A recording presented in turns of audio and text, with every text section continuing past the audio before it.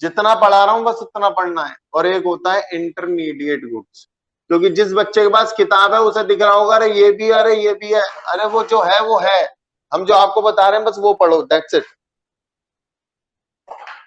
एक होता है फाइनल गुड्स और एक होता है इंटरमीडिएट गुड्स। पहले मैं आपको फाइनल गुड्स बता दूं ये क्या होता है। फाइनल गुड्स का मतलब होता है जो अब सीधा कंज्यूम हो जाएगा, जो अब सीधा कंज्यूम हो जाएगा। जैसे कि आप मॉर्निंग में ब्रेड खरीद के लाए घर के लिए, घर पे लाए और आपने उसको कंज्यूम कर लिया, ये आपकी क्या कहलाएगी, फाइनल गुड्स कहलाएगी। लेकिन यदि कोई गुड्स इस वजह से खरीदा जाए कि या तो आप उसको दोबारा किसी और को बेचोगे या उसकी मदद से आप कुछ और बना के बेचोगे, तो ऐसे गुड्स को मैं इंटरमीडिएट गुड्स कहता हूं। जैसे एग्जांपल, उस दुकानदार के बारे में सोचो जिससे आप ब्रेड खरीद के लाए थे, उसने भी तो किसी से ब्रेड खरीदी होगी। क्या उसने, दुकानदार ने अपने लिए, अपने घर पे खाने के लिए इतनी सारी ब्रेड खरीदी है, जल्दी बताओ, या बेचने के लिए खरीदी है, या बेचने के लिए खरीदी है, रीसेल के लिए खरीदी है। यानी कि उस दुकानदार के लिए तो यही ब्रेड का पैकेट इंटरमीडिएट गुड्स है, लेकिन आपके लिए, क्योंकि आप घर पे लाके से सीधा खा लोगे, मतलब कंज्यूम कर लोगे, ये आपके लिए फाइनल गुड्स है। सर उस दुकानदार से, आप बताना जरा मुझे, उस दुकानदार से एक हलवाई आया और वो ब्रेड ले गया, बताओ हलवाई के लिए फाइनल गुड्स है या इंटरमीडिएट गुड्स है, जल्दी बताओ। हलवाई के लिए फाइनल गुड्स है या इंटरमीडिएट गुड्स है?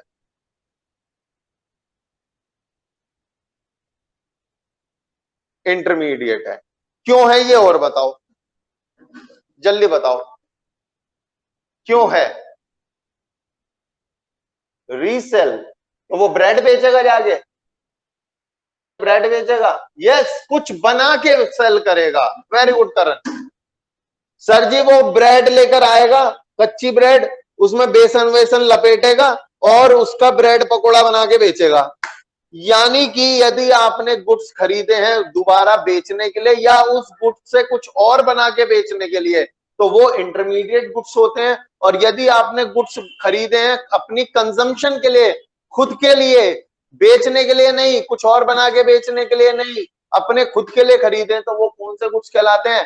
फाइनल गुड्स कहलाते हैं। आप किसी भी गुड्स को फाइनल या इंटरमीडिएट की परिभाषा में डालने से पहले आपको ये जज करना पड़ेगा कि आपने वो क्यों खरीदा है। आप मेरे एग्जांपल में देख लो, वही ब्रेड का पैकेट किसी के लिए इंटरमीडिएट है तो उसी समय किसी के लिए फाइनल गुड्स भी बन रहा है। मेरी बात समझ में आई? तो किसी के चेहरे पे आप लिख नहीं सकते कि तू तो फाइनल ही रहेगा ना, नेवर। मेरी बात समझ में आ रही है? अब मैं आपके सामने इसकी परिभाषा लिख रहा हूं। Final goods, it refers to those goods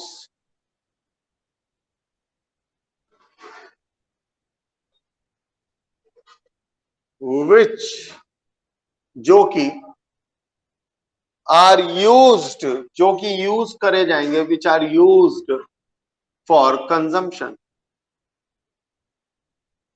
which are used for consumption, which are used for consumption.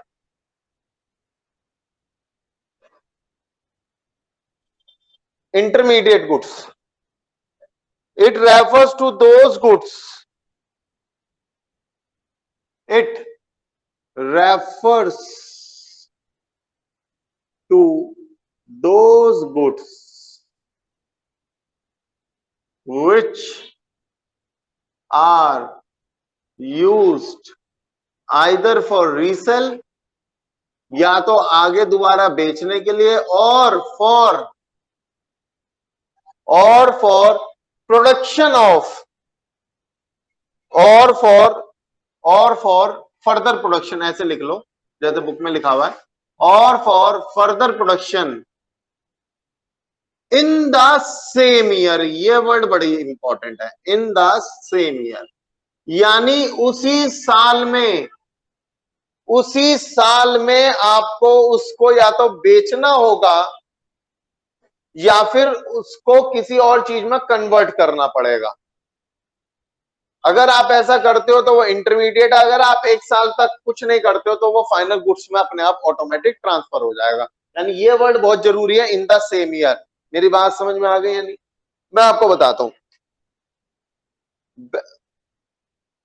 Bread बनाने की मशीन होती है?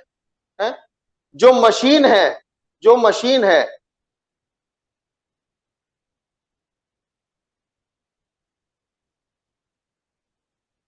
यहां पे एक वर्ड नहीं लिखा, आइदर फॉर कंजम्पशन और इन्वेस्ट।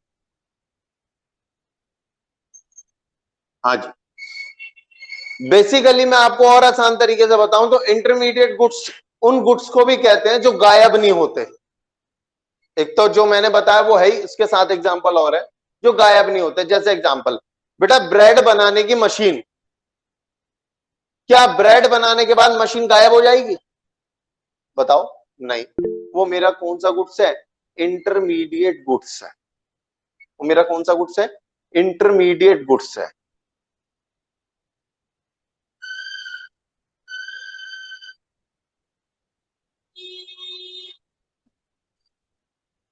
अगली line, these are included in both national income and domestic income. अच्छा, ये इंक्लूड होती हैं,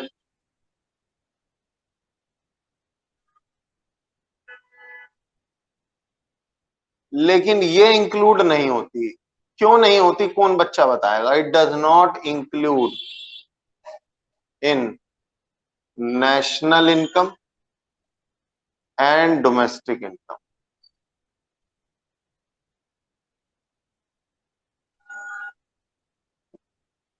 क्यों नहीं होती भाई? ये इंक्लूड क्यों नहीं होती? ये क्यों होती है? क्योंकि ये फाइनल में नहीं है। तो क्या हुआ, फाइनल में नहीं है तो?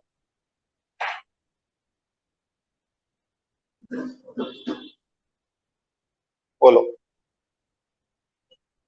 क्योंकि सर ये फाइनल सेल नहीं होती। हाँ, ये भी है, अभिषेक ने भी ऐसा सही बताया था। ध्यान से सुनना, because it is use for further production, क्योंकि सर ऐसे कोई प्रॉफिट नहीं होता है। बेटा ध्यान से सुनना,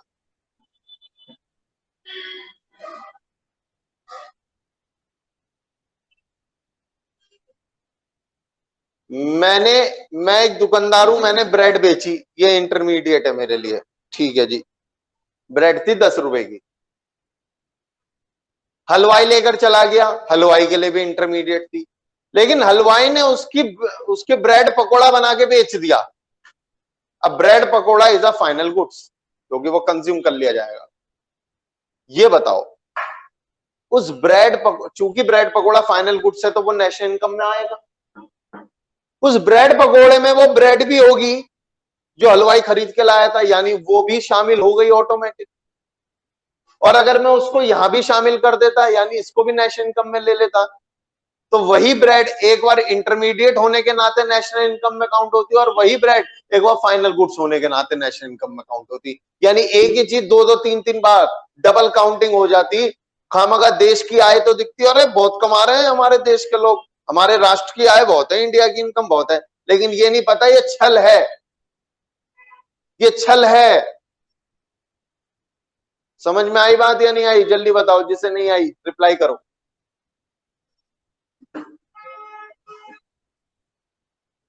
आगे चलो, फिर आगे चले।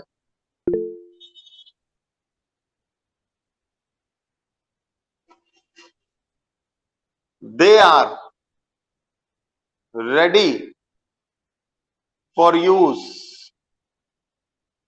ये रेडी होते हैं यूज के लिए बाय यूजर, क्योंकि आप जाओगे खा लोगे ब्रेड, फाइनल गुड्स है, लेकिन दे आर नॉट रेडी